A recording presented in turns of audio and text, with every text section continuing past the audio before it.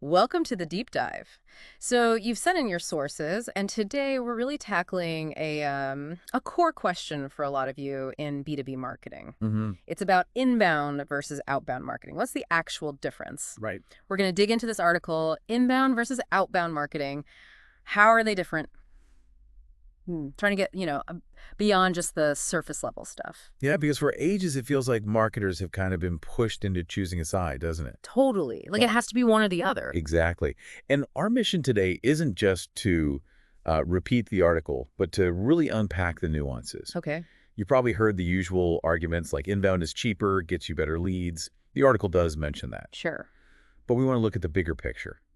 What are the real strengths, the actual challenges, and I guess how do these two really fit together today? Okay, sounds good. Let's start with inbound marketing then. What's the core idea? Well, at its heart, inbound is basically about attracting customers who are already looking for something you offer. Right. So you're drawing them in, not pushing yourself on them. Precisely. You create useful stuff, valuable resources that sort of pull the right people towards you when they're actively searching online for answers or solutions. And the article gives some concrete examples of this, right? Yeah, quite a few. It talks about things like engaging blog posts, but specifically ones that are SEO optimized. Meaning they show up in Google searches. Exactly. When people search for relevant topics, then there's organic social media, just sharing good content, connecting naturally. What else? Even paid search ads like on LinkedIn or Facebook can count as inbound.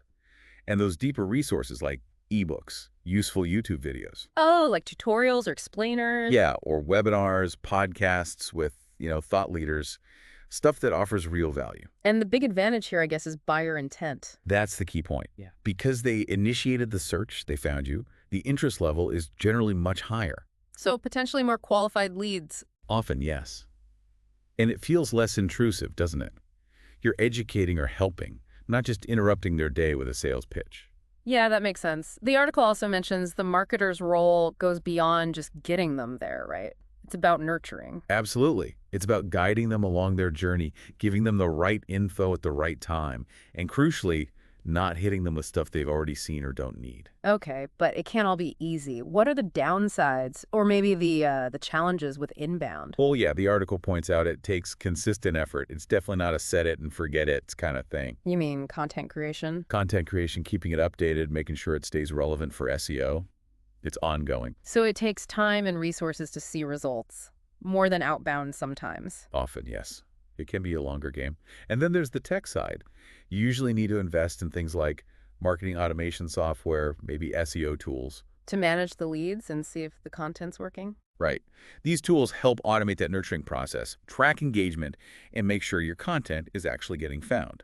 It frees up your team, but it is an investment. The article mentioned something about boosting inbound too, demand generation used by Cognism. Ah, yeah.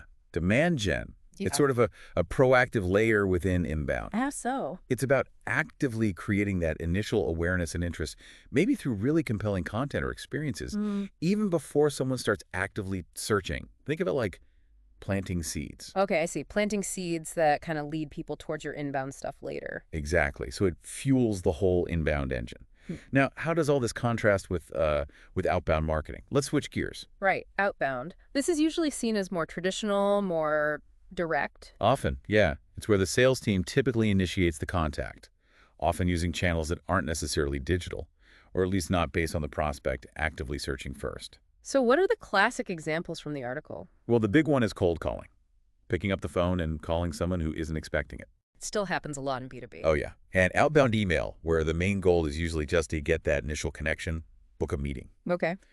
Even things like actively researching people on LinkedIn and then reaching out directly, that first touch initiated by the seller, that's outbound too. It's interesting, though. The article kind of nods to the idea that everyone thinks inbound is the future, Hmm. but it also says outbound is changing, getting smarter, especially with digital tools, like email making a comeback. Yes. And this is fascinating. What's really changing the game for outbound, especially email, is better data, enriched B2B data, really clear customer personas. Meaning you know who you're emailing and what they care about much better. Precisely. So instead of just blasting generic messages, the old spray and pray companies can send highly personalized, relevant emails. Which probably get open more. Exactly. Better click-through rates, better engagement, better ROI. It turns outbound from an interruption into potentially a relevant conversation starter. And the article mentions tech helping here too, like tracking and automation. Yeah, real-time tracking lets you see who's engaging, and sales automation handles some repetitive tasks, freeing up reps, but also helps you act fast when someone shows interest, like clicking a link. But outbound must have its own set of headaches, just like inbound. Oh, absolutely. The article lists a few. Getting past email filters and call blockers is a constant battle, right? Yeah, noise levels are high. Definitely. And if your targeting isn't really sharp, you can spend a lot of money on outbound with very little to show for it. Low yield, high cost potential. Plus, you have to deal with sales objections, people saying no. And sometimes it's tricky to figure out exactly which outbound activity led to which lead. The tracking can be complex. Okay, so if we boil it right down, what's the absolute fundamental difference the article highlights between these two? The core distinction is really how that first connection happens. How so? Inbound is like building a magnet. Your website content, your social media, your webinars, they attract people who are already looking. Pulling them in.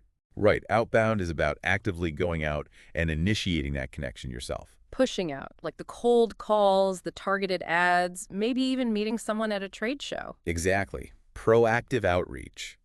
The article also briefly mentions understanding lead types, like the difference between a prospect and a lead, which is important for both approaches. Which brings us to that million-dollar question, I suppose. Which one is better? I bet a lot of listeners are wondering that. And, the article is pretty clear on this. Mm-hmm. It's rarely that simple. There's no single better way. It depends. It really depends on your business goals, who you're trying to reach, your target audience, and, well, what you're actually selling or marketing. Okay, so when might inbound be particularly strong? The article gives some pointers. Yeah, it suggests inbound can work really well for B2C, or situations where customers kind of already know about the types of solutions you offer. Like if they're comparing options. Exactly. Informative blog posts, answering their questions directly, showing how your product helps. That can be super effective. And don't underestimate organic sharing, even through dark social, like private messages. Spreading the word naturally. And what about outbound? When does that shine? The article points to B2B as a strong area for outbound, especially if you're launching something new, a new product or service, or trying to break into a totally new market. Why B2B specifically? Well, B2B decision makers often use lots of different info sources, and sometimes, they need that direct nudge from a well-informed salesperson and SDR to really pay attention. Cutting through the noise again? Kind of. The article even mentions that cold calling CEOs, if done right with relevant info, can still be surprisingly effective for generating high-value B2B leads. Wow, okay. But the main conclusion, the real kicker from the article, seems to be you don't actually have to choose. That's the critical insight, yes. The most successful companies are usually not purely inbound or purely outbound. They blend them. They integrate both. Exactly. It's about using data to really understand your audience, creating genuinely valuable content for inbound, making it easy for people to connect, And then complementing that with smart, targeted outbound plays to reach the people who might not find you on their own yet. so bringing this all together as we wrap up, Yeah. what's the ultimate message from the article on this inbound versus outbound debate? I think the core message is really clear. Yeah. Neither one has a monopoly on generating leads effectively. It's not either. Not at all. The most powerful approach, typically, is a smart, integrated mix of both inbound and outbound strategies. And the article mentioning tools like Cognisms that use data and AI Yeah. that just reinforces how tech can make both sides work better. Precisely. Technology can provide the deep insights you need to make your inbound content more resonant and your outbound outreach more targeted and effective. It bridges the gap, in a way. Okay. So for you, the listener, maybe the final thought to mull over is this. Thinking about your specific customers, your unique business goals, what's the right blend for you? What's that unique mix of attracting people in and proactively reaching out that could unlock your next level of growth? Yeah, that's the key question to explore. Definitely something to think about. Thanks for diving deep with us today.